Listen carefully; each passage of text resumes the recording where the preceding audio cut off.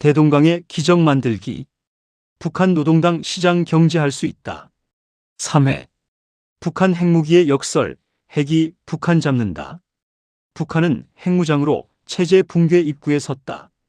평양의 지도부는 3대를 이은 오랜 노력 끝에 핵무기와 장거리 운반수단의 개발 성공에 환호하며 안도의 숨을 내쉬었습니다. 한국과의 경제력 격차, 재래식 군사력의 열세를 일거에 뒤집는 전략적 성공으로 자부했을 것입니다. 하지만 그 성취의 여운이 채 가시기도 전에 이란 전쟁이 보여주는 상황은 북한의 핵무장이 평양 체제에 치명적인 위험을 몰고 올 명백한 미래를 예고하고 있습니다. 핵무기를 이미 가졌기 때문에 북한은 이란과 다를 수 있을까요? 결론부터 말하면 미국에게 현재의 북한은 핵무기 유무와 관계없이 제압하기에 쉬운 상대입니다. 지금 패권을 지키려는 미국에게 있어서 핵 확산은 반드시 막아야 하는 절대 과제입니다.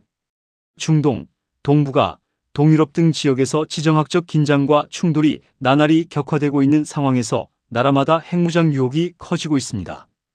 핵 억제의 두 개 하나라도 구멍이 나면 핵 확산이 도미노처럼 번져 둑을 무너뜨립니다. 인류가 핵전쟁의 지옥문에 직면하는 것은 물론이고 미국 중심의 세계 질서가 무너지고 세계는 만인에 대한 투쟁이라는 혼돈에 빠집니다. 아직은 타의 추종을 불허하는 절대우세의 군사력을 가진 미국이 손 놓고 이런 상황을 맞지는 않을 것입니다. 게다가 강력한 중국의 도전을 마주한 미국은 대화로 시간을 허비할 여유를 잃었습니다. 미국은 절대적 힘으로 세계 질서를 주도해왔고 한때 넘쳐나는 힘을 감추느라 신사적인 대화를 내세운 시기도 있었으나 이제 그런 여유를 잃으면서 힘의 직접적인 투사를 주저하지 않습니다. 베네수엘라를 단숨에 제압하여 세력권에 편입시켰고 쿠바를 봉쇄하여 조만간 주저앉힐 것입니다. 이란도 결국은 미국의 손아귀에 잡힐 것입니다. 북한은 이란에 비해 훨씬 취약합니다. 이란은 영토도 크고 석유로 돈도 많습니다. 이란은 인구가 1억에 근접하는 데 비해 북한은 2천만 명대에 불과합니다. 북한은 경제가 거의 중국에 의존하는 아주 취약한 구조여서 더더욱 미국에게 쉬운 상대입니다. 비핵화라는 명분이 확실한 미국이 중국을 결정적으로 압박하면 중국은 북한을 지원할 수 없습니다. 중국이 자국의 경제적 파국을 감수하면서 북한을 도울 이유는 없습니다. 지금 중국의 목표는 미국이 주도하는 질서의 틀 안에서 경쟁하면서 미국을 넘어서는 것입니다. 중국의 전략적 과제인 경제와 기술의 고도화는 미국 중심의 선진국 진영과의 교류를 떠나서는 이룰 수 없습니다. 중국의 시장 경제는 세계 시장과 동떨어져 존재할 수 없습니다. 중국에게 북한은 지정학적 완충지대라는 전략적 가치가 전부입니다.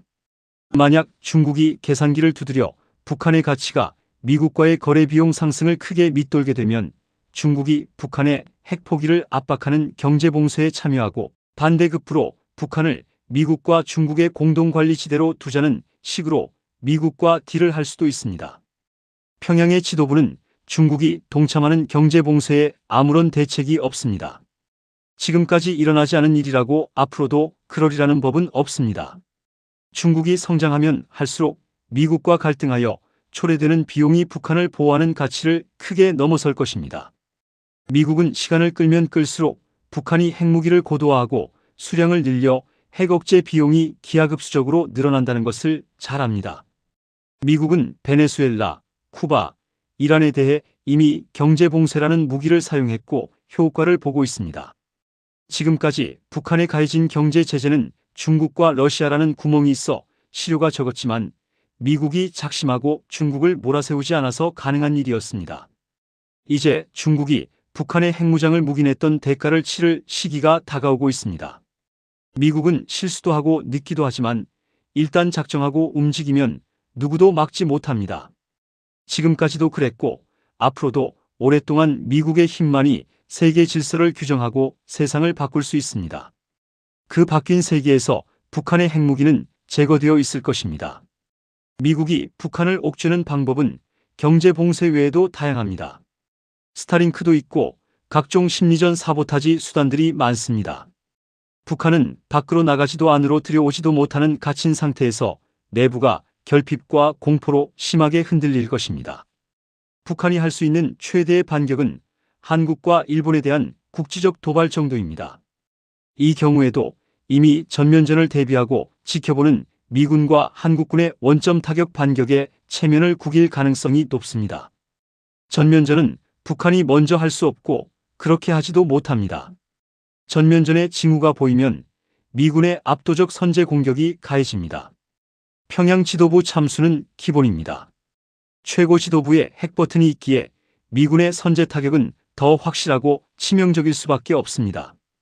최고 지도자가 참수되면 자동으로 핵버튼을 누르게 되어 있다고 하는데 북한을 지도에서 완전히 지워버리는 멸망을 자초하는 명령을 누가 따르게 될지도 의문이고 미군의 막강한 화력과 기술이 아예 핵무기 발사 자체를 원천 차단할 것입니다.